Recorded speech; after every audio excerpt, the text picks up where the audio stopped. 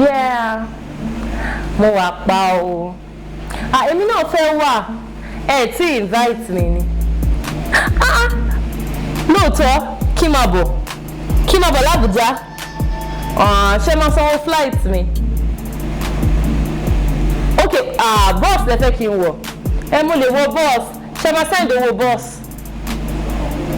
Okay, tí lè send lè ṣe transfer. Okay, kí lówó mi tí bá débẹ̀ máa fún mi lówó padà. Mo lè yá lọ́wọ́ àwọn ọ̀rẹ́ mi àbí ẹ máa refund. Màá wọ ẹni tó máa yá mi. Mo ti ń bọ̀. All right, see you soon. Ẹ̀yin tèmi wọ́n lè wá Abuja látọ̀yọ́. Wọ́n sẹ́ndì owó mọ́tò. Ìwọ náà 0 account balance. Ṣó máa lọ. Ẹ máa bá mi bọ̀ lórí ètò.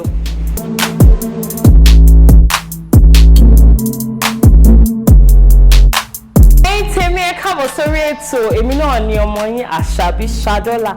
Tó bá jẹ́ ẹ̀yin tẹ́ tí ń tẹ̀lé wa tẹ́lẹ̀, mo lérò pé ti subscribe sórí Duduflix. Tẹ́ bá dẹ̀ṣẹ̀ wá tẹ̀ṣẹ̀ join wa lórí ètò, ẹ jọ̀ọ́ ẹ má gbàgbé kẹ́ click lórí subscribe button kẹ́ máa tẹ̀lé wa, kẹ́ má miss anything. Lónìí kí ni mo fẹ́ sọ̀rọ̀ nípa? Mo fẹ́ sọ̀rọ̀ nípa Vex Money. Vex Money ó ṣe kókó. Vex Money ó ṣe kókó fún àwa obìnrin àgàgà. Ẹ bi mí pé kí ni mo rí? Bí ọdún kan sẹ́yìn èèyàn kan pe ọ̀rẹ́ mi kan láti Ọ̀yọ́. Ló bá ní kó máa bọ̀ ní Abuja kó wá kí àwọn kó wá bá wọn ṣeré. Ló bá bi wọ́n ṣé máa sanwó flight mi yẹn ní rárá o wọ boss. Ó ní ṣé máa send owó boss. Wọ́n ní ó mọ nǹkan tó ṣẹlẹ̀ yá mi tó bá dé bíbí máa fún ẹ. Lọ́rẹ́ bá kó ọ̀nà ló bá ń lọ tó bá dé bíbí máa fún ẹ. Ó bí wá ó bí rú èmi báyìí mo ní ìṣe wá ya onírú owó bẹ̀rù ta ní ń gbọ́rú ẹ̀. Wọ́n lọ wá Abuja lọ́ọ̀lọ́ kí n yẹ olówó mọ́tò. Èló lèmi gan-an rè. Lọ́rẹ́ wá bá kó sínú mọ́tò ló bá dá Abuja. Ó ti ẹ̀rọ owó wọ mọ́tò dá Abuja. Ó kù bí ó ṣe kúrò láti páàkì lọ bá ẹni tó fẹ́ lọ. Nígbà tó débi tó ń lọ ní fóònù nọ́mbà ò bá lọ. Ọlọ́mọdé fáìndì ó padà tọrọ bárà lórí ta. Ló bá dé ẹ dákun torí Ọlọ́run ẹni Ọlọ́run bá bùn ẹ̀bùn mi. Ẹ dákun ẹ ṣàánú mi. Mo wá kíyàn kan níbí ni. Kíní kan wọ́n wá ní you left all the way from Oyo State all the way to Abuja. Ní Vex Money lọ́wọ́. Kò tiẹ̀ right kò dùn gbọ́ létí. Ẹ̀yin náà imagine. O travel how many states interval? Ní owó kankan lápò. Torí pé èèyàn kan sọ pé wọ́n máa dówó padà fún ẹ. Ò ronú pé tí nọ́mbà ènìyàn bá lọ ńkọ́. Ò ronú pé tí wà tẹ́ni ẹ bá jọ jáde tẹ́ bá jọ tó bá sọ nǹkan tó bí ẹ nú. I don't think you should go on any visitation. In fact, kó jẹ́ láti junction lẹ́yìn, o fẹ́ lọ kíyàn bá àkànbẹ̀ yẹn. You should always have one money left in your account or in your wallet in case something goes wrong. Tó bá yẹ pé ti jẹun kọjá nǹkan tẹ́ bàgẹ́ẹ̀nì nǹkan. Tó bá ní kẹ́ sọ́ra yín lẹ́yìn tí ó wà mọ́ fàbọ̀ restaurant ṣé bó ṣe jẹ́ òṣèlè nìyẹn. You should always have something in your account or your I don't know. Mi ò mọ bí ọkàn yẹn ṣe máa balẹ̀ pé ó dìde.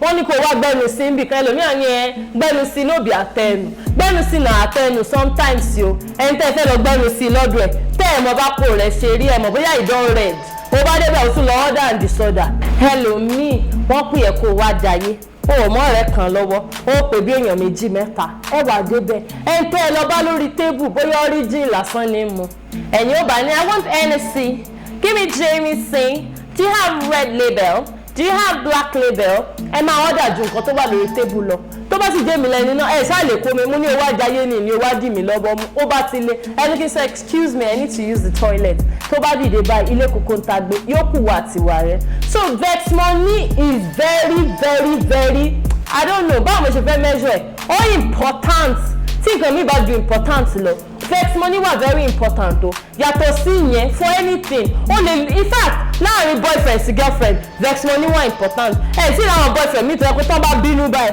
wọ́n máa ń bínú bí òdì ni wọ́n nígbọ̀n kankan tó bá lọ já òjúlẹ̀ láàrin ọ̀nà tó yẹ lọ létílẹ̀ ti ṣú bó ló ṣe wọ́kadà nílé yín bó bá ní kó pe taxify kí taxify tó locate ibi tó wà ṣé ò ní sanwó ẹ̀ náà ni there are some places you don't go in fact there are some things you don't do without having Vex Money. Vex Money is very kí ni Yorùbá very o Vex Money is very important it should be part of your as in the way you are packing your bag tó fi perfume sí tó fi body spray sí ó fi lip gloss sí ó fi airbrush sí it's the same way as money must always be in your wallet wàá ti forí ẹ̀ measure pé ibi tá à ń lọ yìí tí n bá débẹ̀ ó ṣe kò ṣe tí wàhálà bá bẹ̀lẹ̀ bó jẹ́ 5,000 ẹlòmíà ní God o thank you for the constant 5,000 we no dey finish that 5,000 dey very important too tó o bá tiẹ̀ tọrọ bára mọ́ yóò ti kọ́kọ́ excuse me tó bá tiẹ̀ tọrọ bára mọ́ yóò tẹ̀ ti kọ́kọ́ gbà ẹ́ lẹ́nu as in ìwọ tó débẹ̀ jẹ́ pé òun mojú coke àbí gizzard àbí nǹkan lọ tó bá máa dé pé the person that brought you just left ìwọ gan wàá fi start sọ ni pé so how much is my bill one is 3,700 wà ní can you bring your POS ó ṣó ọ̀kan àmọ́ tó bá ti sọ tó rú tí ń bọ̀ láti rẹ̀ tó ti ń wò pé hey ta ni wàá pé báyìí torí Ọlọ́run ta ni ó gbà mí lẹ́nu bíbí gbọ́ pé nọ́mbà mi ní í gbé gbọ́ pé nọ́mbà mi ní í gbé ọ̀rọ̀ díẹ̀ lásán fọmọlúwàbí bó bá dénú rẹ̀ yóò dodidi. Do not go out without vex money no matter how close you are to the person no matter how understanding the person is people change switch ó máa ń ṣẹlẹ̀ mood swings máa ń ṣẹlẹ̀ what if the person tó lọ kàn change sí ẹ lójijì bóyá nǹkan mi ló piss ẹ off ó lè jẹ́ kan nínú àwọn workers àwọn tó wà ń bẹ̀ ló máa bí nínú tó lè máa ní I don't like this rubbish you don't talk to me like that kókò dìde kó zoom off tẹ́ẹ̀sì ti jẹ́ nǹkan lẹ̀ wọ́n láìtàlá ìwọ́n faṣọ rẹ̀ fọ́ bọ́ ni. So for us to avoid things like that, I want you to have it at the back of your mind that vex money, I don't know how to say vex money in Yoruba, but vex money is very, very, very, very, very, very, very, very important. Don't go out without it. Do not go out without it. It is very important. And learn to always cut your coat according to your size on the table. Ẹni tó wá bá wàá wò nǹkan tó ti ń order kí wọ́n tó lọ máa order. Another thing tí mo tún fẹ́ kẹ́ ẹ mọ̀ yín tèmi ni pé tó o bá hang out pẹ̀lú àwọn new people àwọn nǹkan tá a kì í mọ̀ nìyẹn nǹkan tó bá wà lórí table follow the trend know what is in your pocket wàá máa wọ pé tí n bá mu kóòkì tí mo jẹ gizzard mo mọ̀ pé tí wọ́n bá nílò ẹ̀dá I can pay for whatever I've eaten by myself tí kò ní fáàrin sí mo tó wọn ti dórí tébù tó lọ gba ace of spade wàhálà ìwọ́n pàwọ́ 50 àti ìdí 5,000 dájọ́ fún ọ o àwọn èmi tó yẹ kó mo lè wà ní bóyá gàrí àtẹ̀jà mò ń mu lọ́wọ́ wá pè mí pé wọ́n mú ọmọ bì kan lẹ́yìn kó o fàbọ̀ kó o gbálẹ̀ so always look well before you leap when you're hanging out with a new set of people wò ó pé ẹni tó gbé mi jáde e no pass ààzùn e no pass origin e no pass that level ìwọ débẹ̀ ló ń bèrè gémi sin èló gan ló ní èló ló re don't do more than ẹlòmíì àmà ṣe bí wọ̀bì àní give me this give me that do you have pepper gizzard do you have pepper soup do you have kinní kan ó máa order and disorder ìgbà wọn bá gbé bíìlì dé ó padà dẹ́ntì ń tọrọ bára ni.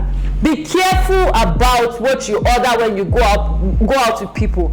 Also, make sure you have vex money kept in your pocket in case of incasity. Ẹ̀yin tí èmi mo lérò pé ti enjoy mi lẹ́ni lórí episode wa yìí ẹ má gbàgbé láti subscribe sórí Doodleflix tẹ́bá dẹ̀ fẹ́ follow mi lórí Instagram @dollarpickerofficial @Ashabi Talks. Nígbà míì tí màá tún máa rí yín God bless you take care. Mwah.